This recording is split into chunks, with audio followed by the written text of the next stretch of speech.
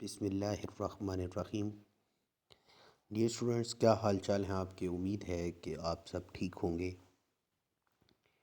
बेटे, जिस तरह से आपको पता है कि हम आयोनिक बॉन्ड डिस्कस कर चुके थे लास्ट लेक्चर में, और अगर मैं एक लाइन में आयोनिक बॉन्ड को समराइज़ करना चाहूँ तो हम ये कह सकते हैं कि आयोनिक बॉन्ड फॉर्म होता है कंप्लीट ट्रांसफ़र ऑफ इलेक्ट्रॉन की वजह से।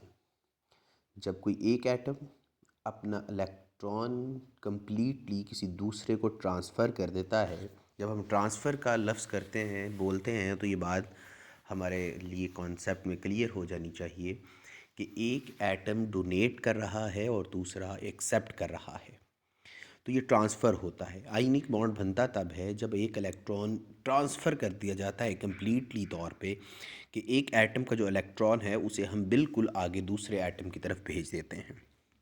तो ये आयोनिक बॉन्ड इस सूरत पे डेवलप किया जाता है। बेटे, ये लास्ट लेक्चर में हमने पढ़ा था, थोड़ा सा रिव्यू किया है कि मैं नेक्स्ट टॉपिक जो पढ़ाने वाला हूँ वो कोवैलेंट बॉन्ड है। ये कोवैलेंट बॉन्ड जो है ये क्या होता है बेटा। मैं ये रीड आउट जो भी है आपकी बुक के अंदर ये बारी बारी करूँगा, लेकिन उससे पहले एक बात समझ लें। मैं आपको यहाँ से एक डायग्राम है ये बनी हुई, एक अच्छी डायग्राम मैं यहाँ से दिखाना चाहता हूँ। फ़र्ज़ करेंगे, ये एक फ़र्ज़ नहीं करें बल्कि हकीकत में उन्होंने अच्छा दिखाया है कि ये एक हाइड्रोजन का एटम है। ऊपर उन्होंने हाइड्रोजन लिखा है, देखिए बल्कि उन्होंने हाइड्रोजन एटम भी लिखा है। बेटे, इसके मरकज़ में ये प्लस वाला जो है ये पॉजिटिव न्यूक्लियस है, और ये रेड क्या है, इसका इलेक्ट्रॉन शो कर रहा है। ये इलेक्ट्रॉन शो कर रहा है। अब ये दूसरा हाइड्रोजन एटम, इसका ये न्यूक्लियस और ये इलेक्ट्रॉन। अब इस हाइड्रोजन में भी एक इलेक्ट्रॉन है और इस हाइड्रोजन में भी एक इलेक्ट्रॉन है। अब इस सूरत में ये होगा कि बेटा ये वाला एक इलेक्ट्रॉन इसका इस तरफ आ जाएगा, यहाँ पे, और ये वाला भी घूम के यहाँ पे आ जाएगा, और ये दोनों एक दूसरे के, ये वाला इसके करीब आ जाएगा और ये वाला इसके करीब। इस तरह ये दोनों जो एटम हैं वो एक दूसरे के करीब आएंगे और ये एक एक इलेक्ट्रॉन का शेयर कर लेंगे। यानी कि ये वाला इलेक्ट्रॉन जो है इस हाइड्रोजन का वो इसके साथ शेयर कर लेगा, यानी कि इसके दरमियान में ले आएगा। तो अब ये होगा कि ये इलेक्ट्रॉन इसका भी है और इसका भी है, और ये वाला हाइड्रोजन अपना इलेक्ट्रॉन इन दोनों के दरमियान में ले आएगा, यानी कि ये दोनों इलेक्ट्रॉन दोनों के दरमियान में आ जाएंगे। जब इस तरह का होगा तो हर हाइड्रोजन को दो इलेक्ट्रॉन चाहिए होते हैं, एक इसका अपना है और एक जो होता है शेयर कर ले। इस तरह एक एक को क्या कर लेगा, एक इसका, ये दो मिलकर आपस में क्या कर लेंगे, शेयर कर लेंगे, बॉन्ड बना लेंगे। एक फोर्स है जो इन दोनों के साथ लग जाएगी, उस फोर्स का नाम कोवैलेंट बॉन्ड है, कि वो कोवैलेंट बॉन्ड बन जाएगा।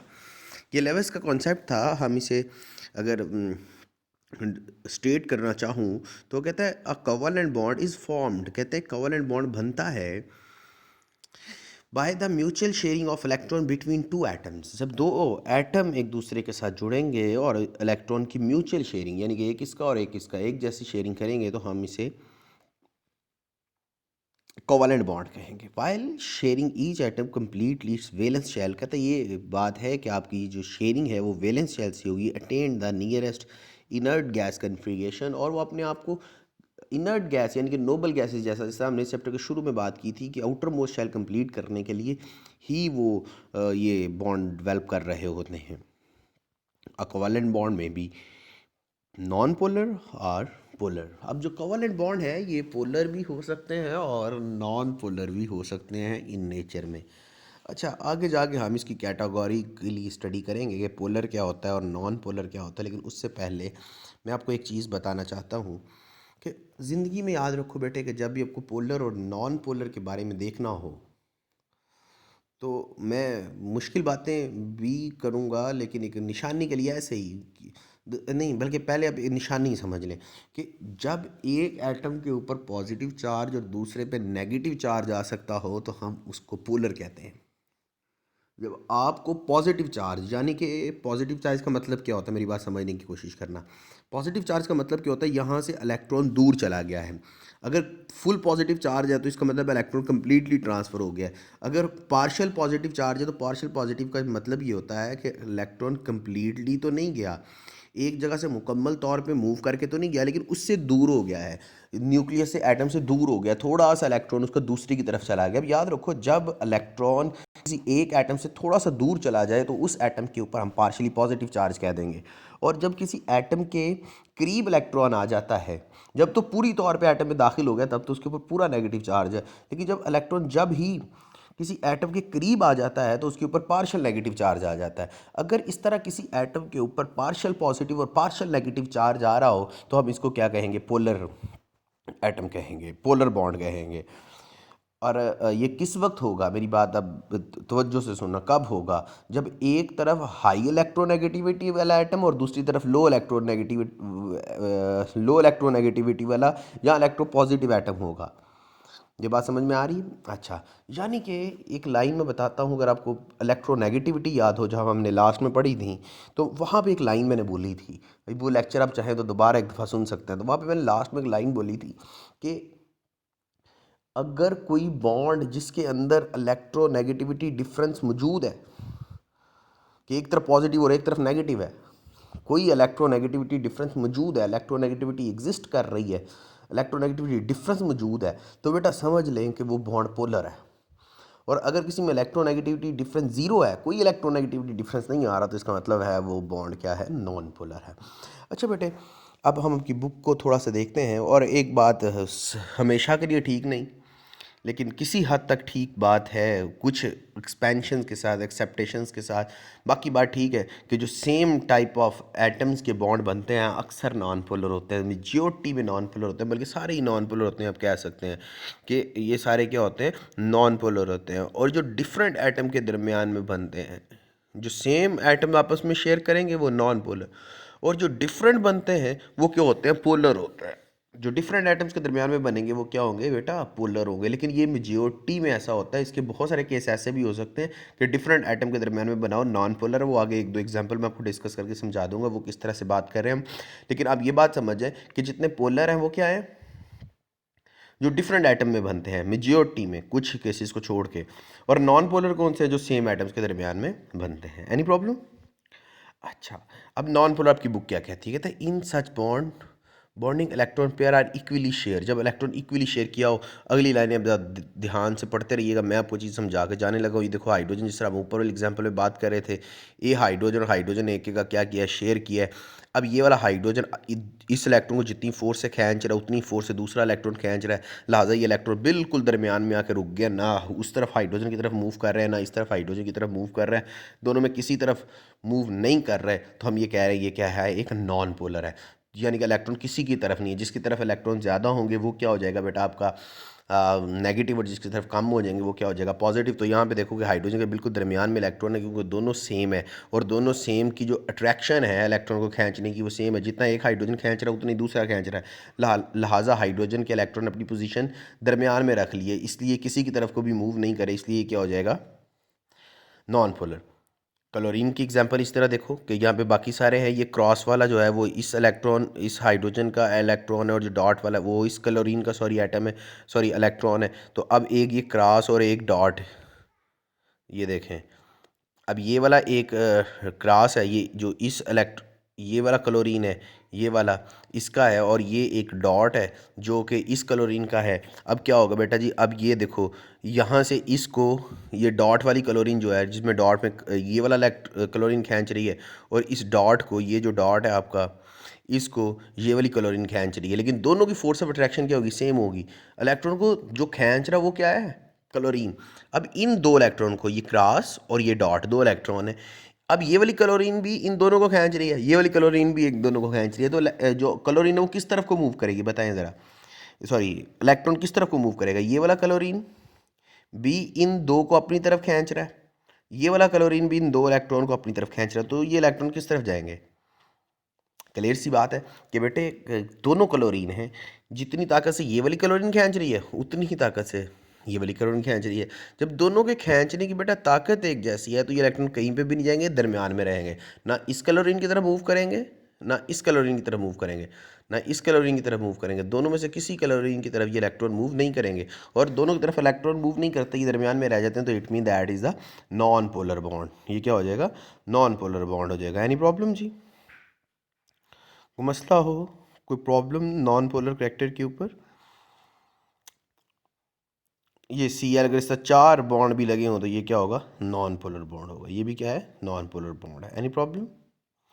पोलर, अब पोलर क्या है, मैं एक एग्जांपल के साथ और साथ ही फौरी तौर पे आपको ये टॉपिक ख़त्म करके आगे की तरफ मूव कर जाऊंगा। बेटा ये देखो, अब मैं आपको एक चीज़ समझाता हूँ। ये फ्लोरीन और हाइड्रोजन के दरमियान में बॉन्ड बना है। ये देखें, ये वाला जो इलेक्ट्रॉन है ये बेटा फ्लोरीन का है, और ये एक्स जो इलेक्ट्रॉन है ये किसका है, हाइड्रोजन का है। किसका बेटे, हाइड्रोजन का है। अब फ्लोरीन भी इन 2 इलेक्ट्रॉन को अपनी तरफ खींच रही है और ये हाइड्रोजन वाला भी इन 2 इलेक्ट्रॉन को अपनी तरफ खींच रहा है। ये हाइड्रोजन भी इन 2 इलेक्ट्रॉन्स को अपनी तरफ खींच रही है। Any problem, clear. अच्छा, अब हाइड्रोजन किधर जाएंगे, सॉरी इलेक्ट्रॉन कहाँ जाएंगे। तो अब ये 2 डिफरेंट एटम्स हैं, दोनों की खींचने की ताकत क्या है, मुख्तलिफ है। अब फ्लोरीन की इलेक्ट्रोनेगेटिविटी, हमने इलेक्ट्रोनेगेटिविटी की टॉपिक पढ़ा था, सबसे ज़्यादा होती है जी। जिन्होंने नहीं सुना था वो आज सुन लेंगे। फ्लोरीन की खींचने की ताकत इलेक्ट्रॉन को सबसे ज़्यादा होती है, लिहाजा ये वाले जो 2 इलेक्ट्रॉन इसके पास पास हैं ये खींच के क्या कर लेगा। ये देखें, मैं आपको दिखाता हूँ कि ये देखें, ये इलेक्ट्रॉन अपना अपने पास रख दिया और हाइड्रोजन का खींच के भी अपने पास ले आया। देखो, शेयर तो करना था, एक उसने अपने का और एक हाइड्रोजन का। उसने अपना इलेक्ट्रॉन अपने पास ही रखा हुआ और इस एक्स को भी खींच के हाइड्रोजन से क्या ले आया, दूर ले आया। जब हाइड्रोजन से ये एक्स, यानी कि एक्स मीन इलेक्ट्रॉन है, मल्टीप्लाई नहीं है, ये इलेक्ट्रॉन को प्रेजेंट किया जा रहा है एक्स से। तो हाइड्रोजन के ऊपर क्या हो जाएगा, पार्शियल पॉजिटिव चार्ज, और ऑक्सीजन फ्लोरीन पे क्या हो जाएगा, पार्शियल नेगेटिव चार्ज। इसी तरह ये वाटर की भी मालिक्यूल की एग्जांपल है कि 2 को शेयर किया है। इस तरफ जो है क्या आ जाएगा आपका इलेक्ट्रॉन इस तरफ करीब आ जाएगा, लिहाजा इसकी सॉरी हाइड्रोजन का इलेक्ट्रॉन इस ऑक्सीजन के करीब चला जाएगा, लिहाजा इसके ऊपर नेगेटिव चार्ज। ये गलती से इन्होंने ऑक्सीजन के ऊपर पार्शियल पॉजिटिव चार्ज लिख दिया है, आपने यहाँ पे पार्शियल नेगेटिव चार्ज लिखना है। इसके ऊपर पार्शियल नेगेटिव चार्ज और यहाँ पे पार्शियल पॉजिटिव और यहाँ पे पार्शियल पॉजिटिव। इसका मतलब ये है कि ऑक्सीजन ज़्यादा इलेक्ट्रोनेगेटिव थी, वो हाइड्रोजन का भी इलेक्ट्रॉन खींच के अपने पास ले गया, लिहाजा उसके ऊपर क्या है, नेगेटिव चार्ज हो गया है। Any problem, is it clear. Last case मैं डिस्कस करना चाहता हूँ, उसके बाद हम इस टॉपिक को ख़त्म करेंगे। देखो काका जी, ये कार्बन डाइऑक्साइड है, ये कार्बन, और इसकी इस तरह भी ऑक्सीजन, इस तरह भी ऑक्सीजन। हमने कहा था कि डिफरेंट के साथ जो बनेंगे वो पोलर होंगे, लेकिन मैंने ये भी कहा था कुछ केस ऐसे भी हैं जिसमें डिफरेंट के साथ तो बनेंगे लेकिन पोलर नहीं होंगे, जैसे ये वाला है।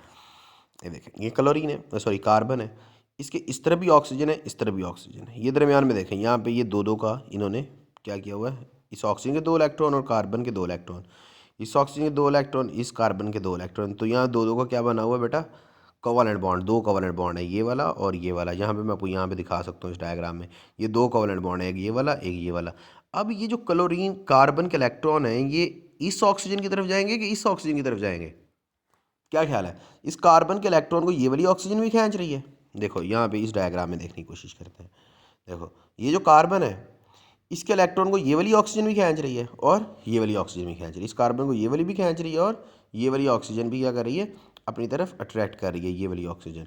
अब कार्बन के इलेक्ट्रॉन किस तरफ को जाएंगे बेटा, दोनों तरफ खींचने वाली सेम तरह की फोर्स है। तो ये जितनी ताकत से ये खींच रहा है उतनी ताकत से ये वाला ऑक्सीजन खींच रहा है, लिहाजा कार्बन के इलेक्ट्रॉन किसी तरफ को भी मूव नहीं करेंगे, दरमियान में रहेंगे। और हमने कहा था जब इलेक्ट्रॉन मूव नहीं करते तो उनके ऊपर पॉजिटिव या नेगेटिव चार्ज नहीं आता, वो क्या हो जाता है, नॉन पोलर हो जाता है। इस वजह से कार्बन डाइऑक्साइड क्या होती है, नॉन पोलर होती है। यहाँ से ये शॉर्ट क्वेश्चन पेपर के अंदर आता है, why carbon dioxide are non polar. तो आप यहाँ पे बताएंगे कि ये नॉन पोलर क्यों है। एनी प्रॉब्लम, कोई मसला, कोई प्रॉब्लम हो तो मुझे बता दें। आपकी बुक वाले ने ये चीज़ शायद डिस्कस नहीं की, लेकिन फिर भी उसके बावजूद मैंने कर दी है, तो इसको अपना ध्यान रखिएगा। तो इंशाल्लाह हम नेक्स्ट लेक्चर में आपको ज्वाइन करने की कोशिश करेंगे, और आपको अगर कोई चीज़ मुश्किल हो तो आप मेरे से पूछ सकते हैं। अल्लाह हाफिज़, फ़ी अमान अल्लाह, अपना बहुत सारा ख्याल रखिएगा।